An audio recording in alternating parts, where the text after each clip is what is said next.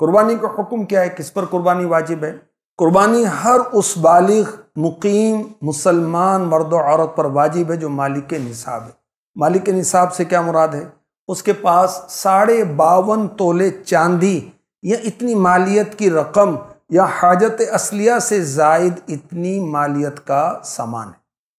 कुर्बानी वाजिब होने के लिए ज़रूरी नहीं कि पूरा साल मालिक निसाब रहे, बल्कि अगर अय्याम कुर्बानी 3 है, 10, 11, 12 ज़ुल्हिज्जतिल हराम, 10 की सुबह सादिक से 12 की गुरूब आफ्ताब तक किसी वक्त कुर्बानी वाजिब होने की शराइत पाई गई तो कुर्बानी वाजिब है। अगर किसी पर इतना कर्ज है कि कर्ज की रकम निकालने के बाद वो मालिक निसाब नहीं रहता तो उस पर कुर्बानी वाजिब नहीं। और याद रखिए कि अगर फ़कीर यानी जिस पर कुर्बानी वाजिब नहीं है वो भी कुर्बानी करे तो कुर्बानी के फ़ज़ाइल उसको भी हासिल होंगे।